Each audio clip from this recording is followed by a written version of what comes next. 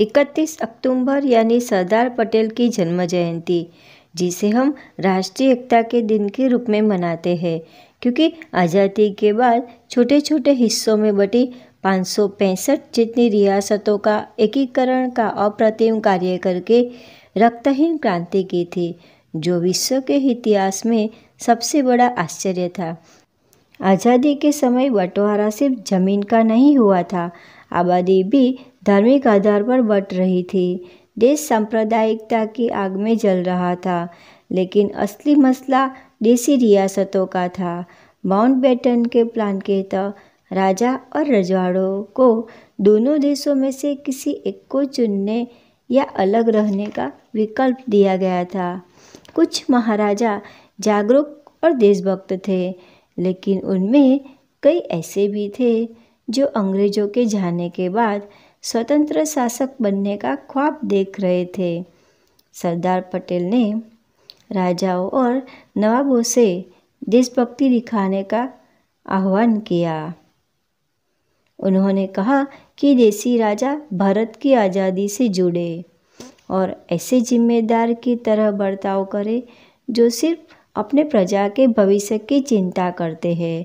देसी राजाओं का अलग राज्य बनाने का सपना असंभव है और भारत का हिस्सा बनने में ही उनकी भलाई है। जुलाई 1937 को सरदार पटेल ने रियासतों के प्रति आज़ाद भारत सरकार की नीति स्पष्ट करते हुए कहा कि रियासतों को 3 विषयों सुरक्षा, विदेश तथा संचार व्यवस्था के आधार पर भारतीय संघ में शामिल किया जाएगा। कई रियासतों ने भारत सरकार की बात मान ली और 15 अगस्त आने से पहले ही विलय पत्र पर दस्तखत कर दिए। कुछ राजाओं ने थोड़ी सी आनाकानी की, लेकिन कोई विकल्प न होने पर विलय की बात मान ही ली। लेकिन तमाम कोशिशों के बावजूद हैदराबाद, जूनागढ़, भोपाल और कश्मीर भारत का हिस्सा बनने को तैयार न थे। जूनागढ़ ने पाकिस्तान में मिलने की घोषणा की, जबकि कश्मीर के राजा हरि सिंह ने अलग देश बनाने की बात कही। 5 सितंबर 1937 को जूनागढ़ के नवाब मोहम्मद महाबत खान जी ने पाकिस्तान के साथ विलय पत्र पर दस्तखत कर दिए। सरदार पटेल ने नवाब से अपना फैसला बदलने को कहा, लेकिन नवाब नहीं माना। इस बीच जूनागढ़ के लोगों ने नवाब के खिलाफ विद्रोह कर दिया।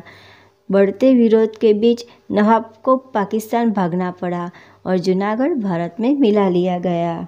निज़ाम ने हैदराबाद को आज़ाद देश घोषित कर दिया। भारत ने निज़ाम से अपना फैसला बदलने की अपील की। जून 1938 में माउंटबेटन ने हैदराबाद को भारत से समझौता करने का प्रस्ताव किया।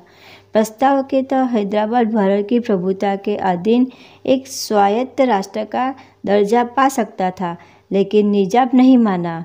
इस बीच हैदराबाद में सांप्रदायिक दंगे शुरू हो गए। भारत ने हैदराबाद में सेना भेजने का फैसला किया। 13 सितंबर 1938 को भारत और हैदराबाद के बीच लड़ाई शुरू हुई। 18 सितंबर को निज़ाम की सेना ने आत्मसमर्पण कर दिया। इधर कश्मीर में पाकिस्तानी जवान घुस आए। महाराजा हरि सिंह ने भारत से मदद मांगी। भारत ने विलय पत्र पर दस्तखत किए बिना मदद भेजने से इनकार कर दिया और आखिरकार 26 अक्टूबर 1937 को महाराजा हरि सिंह ने विलय के कागजात पर दस्तखत कर दिए।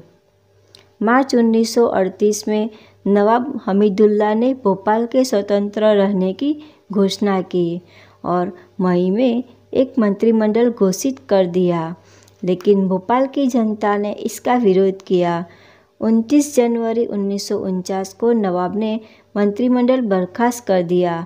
भारत के दबाव और जनता के विरोध के बीच 30 अप्रैल 1949 को नवाब ने विलय पत्र पर दस्तखत कर दिए।